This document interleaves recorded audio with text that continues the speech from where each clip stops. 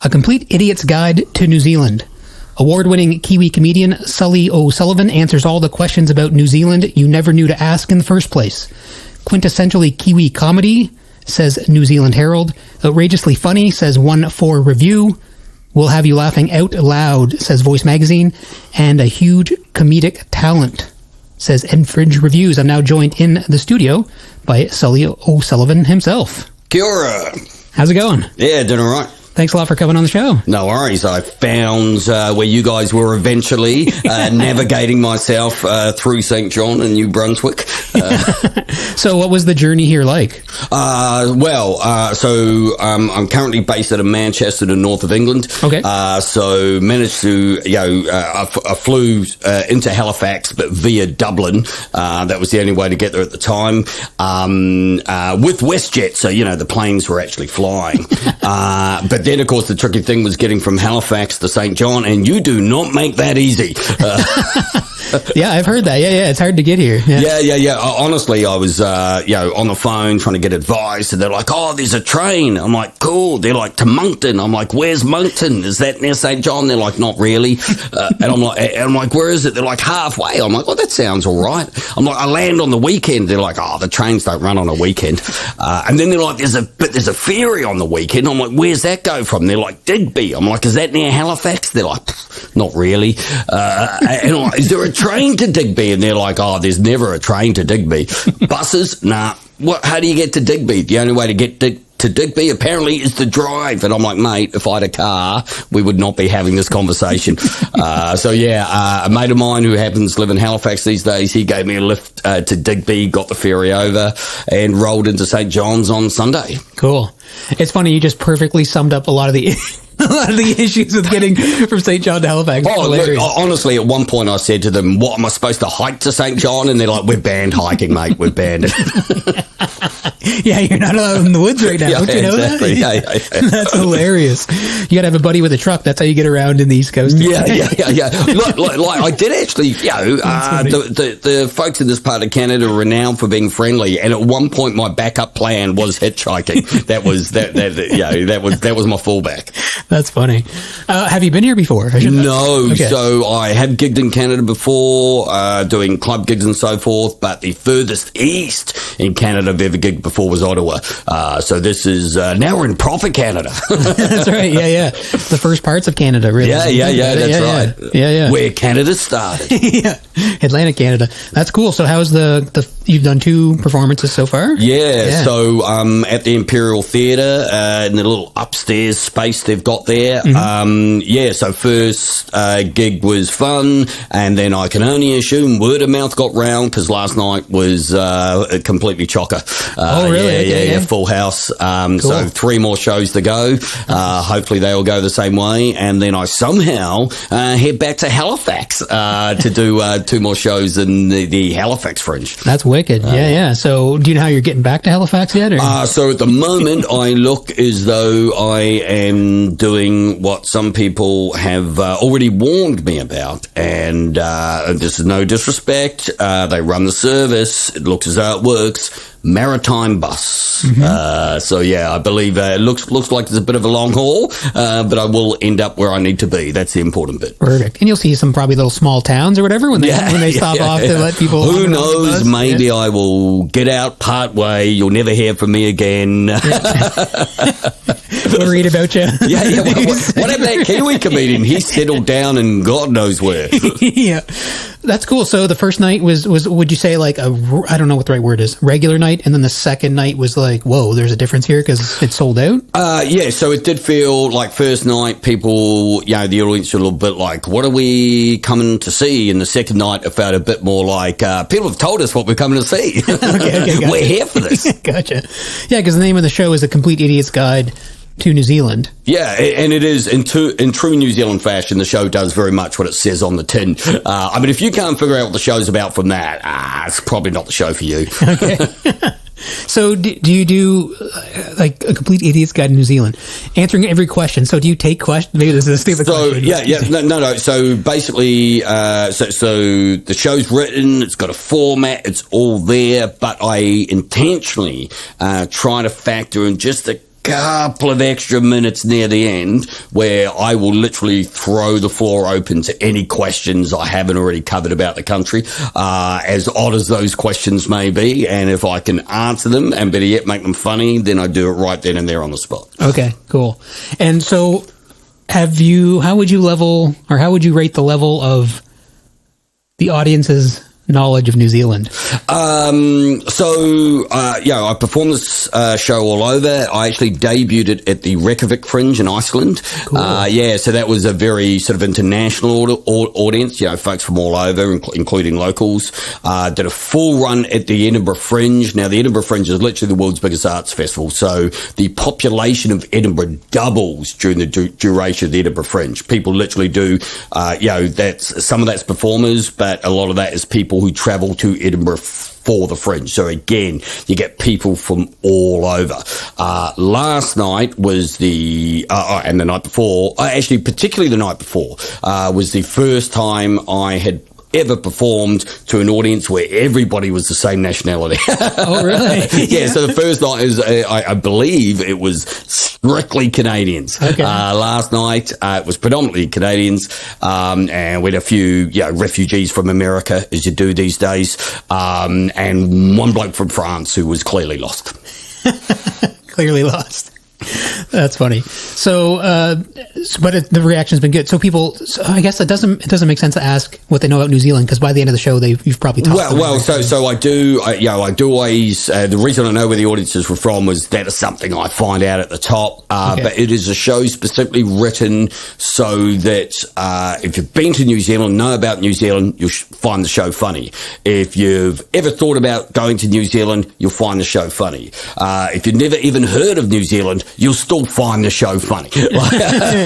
Like the jokes are there, regardless of how familiar you are with the country. And depending on where I am in the world, I do have Kiwis coming to the show.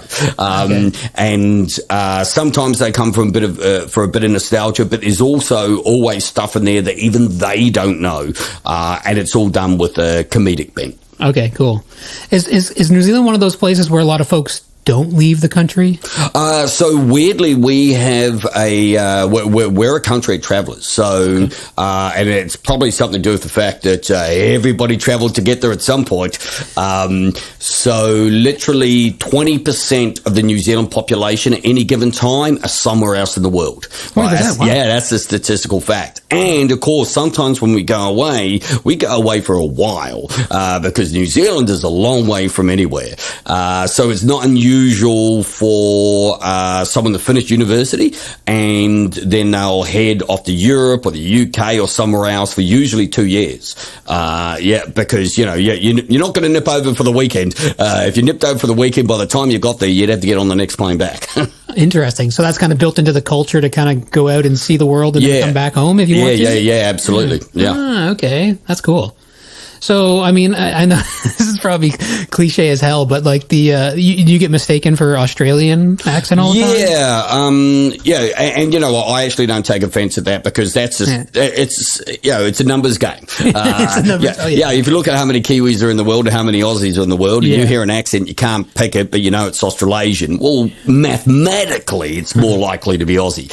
There's giveaways in certain words. People talk about the way people say the word six or sex or, fish and chips or, any of that kind of carry on. You will also find, if you're listening to a conversation, it's between two New Zealanders, then there is a chance we will, even when we're speaking English, borrow the odd word from Te Reo Māori, the Māori tongue, the indigenous language of New Zealand. That is, absolutely by the book, standard lingo conversation. So if you suddenly hear a word like kai, where you expect to hear the word food, straight away, you're dealing with Kiwis and not Aussies. Oh, really? Okay. That's not something I would ever know anything about. Yeah. Well, I mean, we possibly do it less when we're overseas because, we need to be understood.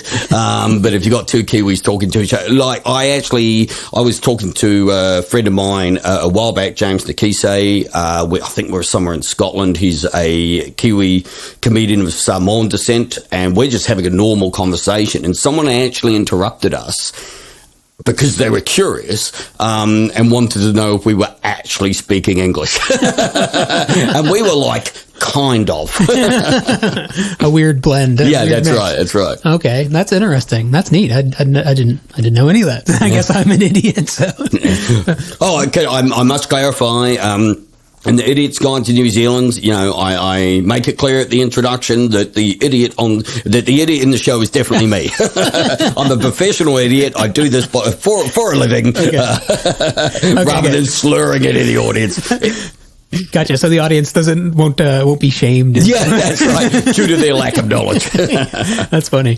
That's cool. Okay. So, and you said you've been to as far east as Ottawa originally. Yeah. So you performed kind of like in Central and Western Canada? Yeah, so my first ever stand-up gigs would have been in Calgary and Alberta. My first improv gigs, because that's my original background, would have been in Edmonton. Okay. Then a little bit of stand-up and improv, a couple of trips out to BC. And then more recently, it was, you know, covering all of Ontario, you know, Toronto, Kingston, Ottawa, but also, you know, Barrie, Kitchener. And then this most recent trip, this is, as we were saying before, proper Canada, way out east, where it all started. The opportunity came up, and I'm like, yeah, let's do it. Awesome. And then Halifax next week. Yeah, Halifax next week. What? And do you have like any thought? Like you focus on the fringe circuits in particular? It's bits and pieces. So those last gigs in Ontario, they were all stand-up club gigs. Okay. I was performing at some great clubs in Toronto and Ottawa, known as Absolute Comedy. This trip, I'm obviously doing fringe shows here in St. John. I'm doing a couple more fringe shows in Halifax. And if you want to catch me doing club work, then check out Yuck Yucks. I'll be in there. I believe I need to get this right, Thursday next week, and I will also be there the following weekend on hosting duties. On hosting duties? Yeah. Hosting, like introducing other comedians? Yeah, that's right. Yeah. So, warming up the crowd, doing a little bit of crowd work, making sure they're hyped for the acts who are coming to the stage. Okay. So is there a difference in how you approach the gig when it's like a club gig versus a fringe gig? Yeah, I would say very much so. So with a fringe gig, particularly the type I'm doing now, these are more, I don't want to say the best way to explain it is these types of gigs I'm doing right now, you know, you're not going to get a stag do or a bucks do or a hens do in the audience. Like, that's not going to happen. Whereas if you're doing a weekend comedy club, that's not unusual at all to have those kinds of big groups out for a laugh, hitting the bar and everything that comes with it. And in those environments, you very much roll with the situation.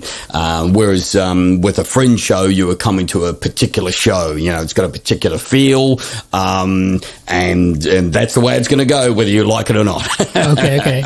So in a club, now you're kind of saying like in a club show, people might have a few extra drinks in their system and absolutely, rowdy. Yeah. That's totally, particularly Friday, Saturday night, and you know, there's also all types of club shows too. So if you're doing what's called a late show, you know, literally one kicking off at 10:30, 11 o'clock at night, then of course you increase the odds that's going to be a rowdy gig. Okay. You know, if it's a proper bear pit, of course you play it a different way to how you would perform at a fringe show that might be kicking off.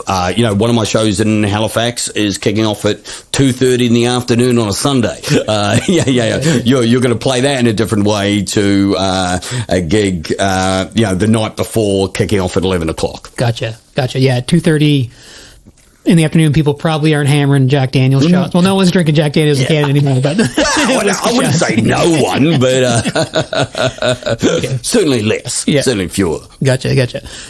So can we think about crowd work for a second, just for my own personal? Sure. Just like, how does that unfold? full, like, I imagine everyone thinks of the heckler, but is there more to crowd work than just dealing with a heckler? So what I like to do when I'm emceeing is when you get an audience coming into a comedy club, you know, you might get the odd big group, but you get a lot of couples, maybe some threes, some fours, they're small groups. What I want to achieve by the end of the night is that is one audience. So they're all sort of gelled together. Maybe they know a little bit about each other. So they're all sort of bonded. When I'm doing crowd work, that is my, you know, as well as making people laugh, that's my end game. Okay, to make the crowd into one cohesive... Yeah, one cohesive unit so they can all laugh along together. Okay. Rather than sort of, you know, watching something effectively by themselves. Okay. That's interesting. And can you feel that unfolding as the night goes on? Yeah, absolutely. Okay. You can, and this is, you know, the longer you are doing comedy, the more you pick up on those vibes and those feels in the room. And something, you know, I prefer to do if I can. Every comedy club layout's a little bit different. But, you know, if you've got a green room where the acts hang out somewhere off to the side, I will sometimes come out of that green room pre-gig, just have a walk around so I can feel the vibe of the audience. You know, are they chatting happily? Are they comfortable in that environment? Or are they first-timers? You know, does the audience feel a little bit nervous not knowing what's going to happen? So you want to pick up on those vibes so you know whether you are having to sort of take their hand and gently guide them along, or whether you can sort of grab them by the shoulders right from the front of the gig and really go for it. Okay. First timers, I hadn't thought about that. So you can get a different feel. From Absolutely, 100%. Like I've particularly if you're somewhere smaller, we're talking what we'd say. As I said, you know, I did a lot of work in the UK, a village hall gig. So that might literally be, you know, the one live event that's happening that month in that in that particular town, and they may have never had live comedy before, and they are sitting there, you know, they're excited, but they have no idea what's going on. It's a bit like people about to get on a roller coaster, you know. Okay. And so you treat that a little bit differently than you would treat an audience of regular comedy goers. Interesting. So you're kind of like playing with the audience, like molding them into something depending on... Yeah, you're making it sound really manipulative right now. I mean, then I make them give them my PIN numbers, their PIN numbers and their bank accounts. Yeah, that's right. All the good stuff. Well, I just mean like, you know, you're guiding them along a journey of learning if they're new to it. Well, yeah, I mean, you literally, one of the things I often do at the very top of the show, and this is very standard, is tell people how the show's going to work. Okay. And that can change, that literally changes from country to country, continent to continent as well. So with a standard comedy club show in this part of the world, there's no breaks. You go straight through, act. Okay. Whereas in the UK, you definitely have breaks. Oh, really? Yeah, you have a break, people get up, they go to the bar. This side of the world, people are like, why don't you have table service? It's like a lot of British people don't want table service. They don't want to be having a conversation, ordering drinks while they're trying to watch the show. They want to go to the bar, choose their own drink. So yeah, it's just it's in that regard, that's just about what people are used to.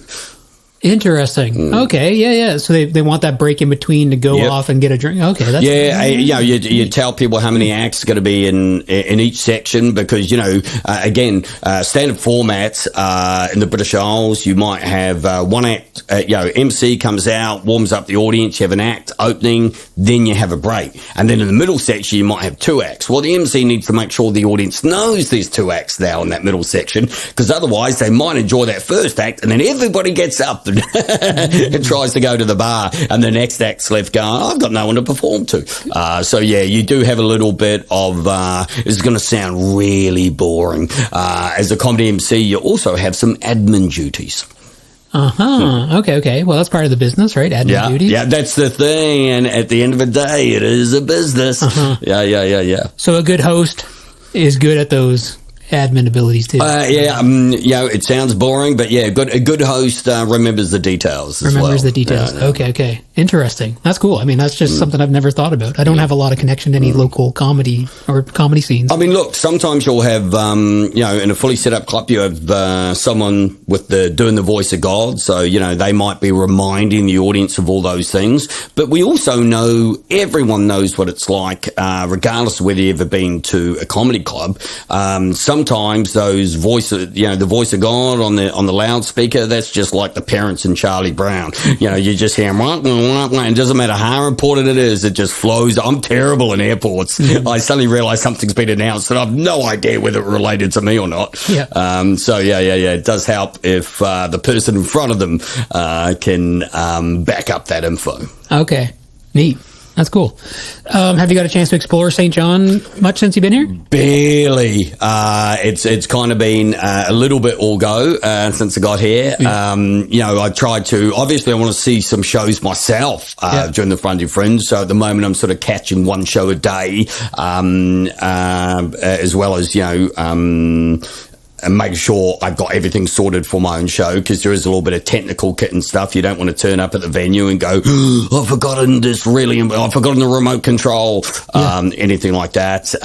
Getting flyers, posters out there, finding radio station studios that are in unmarked parts of a university campus, all those really tricky little things. I don't know what you're talking about. Couldn't be, no idea what I'm referencing. But once you do, once you tend to sort all that stuff, the couple of days up that I've already coming up that have already been working out what exploring I'm hopefully going to be able to do. Yeah, that's cool. Okay, cool. So tonight? So you played 2 gigs already. So then tonight you're back at the Imperial at 8:30. And then 8:30 p.m. obviously, because it's already the afternoon. Friday, you were going to be at 7 p.m. Before the tarot show. Yeah. So are you going to stick around to get your... You know what? I caught the tarot show yesterday. Okay. Yeah. It was kind of cool. I admit I know nothing about tarot. And there was a real blend of people in for that show. Like, I suspect I was more novice than most. Like, some of them had some knowledge of tarot already. But, I definitely came out of that particular show. I could almost have a conversation on tarot now. Not a good one, but you can hold your own. Yeah. I could give it a shot. You didn't get the death card at least, right? No. Well, that was one of the things they explained. It's technically not really a death card. It's kind of a myth. There's bad cards. I don't want to spoil the show. If you find out which cards are the good and the bad cards, go check out the tarot show. Gotcha. Okay. I didn't know that. I thought there was a death card. That's cool. Okay. And then your last gig will be Saturday the 23rd. Yeah, at that's 8 p.m. right. Yeah. And then at the moment, not that it's fully nailed down. It looks as though I'm headed through to Halifax on the Monday, and I'll be doing the solo show on the 28th and the 31st, and we'll have sort of local comedy club night gigs scattered around them. That's awesome. And then back to the UK? So I fly out on give you my full itinerary. I fly out, I believe, on the 8th, due to time zones, because they're pesky. I'll land on the 9th, and then I'm gigging back in the UK in Lichfield on the 10th. I'm sure there's lots of people listening right now who are like, oh, sweet, we're in Lichfield in England on the 10th. I'll be hosting a comedy night then. Awesome. Very cool. Oh, yeah, I mean, if you look at the podcast stats, Spotify stats, it's all like Litchfield. Oh, yeah, really heavy on the Litchfield. Really heavy on the Litchfield. That's awesome. All right. Well, how should people get in touch with you, Sully, if they want to harass you online? If you go to thatkiwiidiot.com, that's a real web domain. That takes you to the little link tree. It's got all the socials there. Okay. The standard stuff, the Instagram, the Facebook, my website with club gigs, and links to tickets for both the Fundy Fringe in St. John and the Halifax Fringe as well. So thatkiwiidiot.com or Idiot's Guide to New Zealand. Idiot's guide to nz.com. I've got to get that right. Takes you to the same place as well. I mean, to be honest, if you just put Sully O Sullivan, Kiwi comedian, you'll probably find me. Okay. That's awesome. That sounds exciting. Okay, well, thanks a lot for coming into the station. Oh, cheers for having me. You'll have to come back next time you're back, I'm sure. Hopefully you'll come back for the next Fringe. Yes, yeah, you know what? So it's tricky because, of course, August this time of year tends to be Fringe season. And for the last good numbers of years, I've been at the Edinburgh Fringe, which is happening right now. This year, I wasn't going to be there, and I was like, if I'm headed out to the east of Canada for these little fringes, now's the time. Next year, we'll just have to wait and see. All right, and I'm not going to be able to resist it. I played a Flight of the Conchords song before we spoke, and I did that in a manipulative fashion. Yeah. I thought, okay. You're learning. Yeah. So I'm going to play another song off that by them. Actually, do you have you mentioned Mother Uckas? Mother Uckas is my favorite. Okay. So this absolute true story. Years and years ago, I was at a venue that's now known as San Francisco Bathhouse. We in Wellington, New Zealand. We would use it regularly as a comedy venue. Flight of the Conchords were on that night, and they said, any requests? And I yelled out, Mother Uckas, and there was this awkward sound in the room, and it became quite evident that a lot of people didn't realise that was one of their songs, and Jermaine had to actually explain from the stage, no, that's one of our songs. We haven't just been sworn at by some random comedian in the crowd. That's a great story. Yeah. So all your listeners, there is no cursing in the song. Is a beautifully censored genius of a song, in my opinion. Yep. Safe for work. Safe for work. So crank it up. All right. Thanks again, Sully. I really appreciate you giving me some of your time today. Cheers, bro. And I hope you enjoy the rest of your time here in St. John. Fingers crossed. Awesome.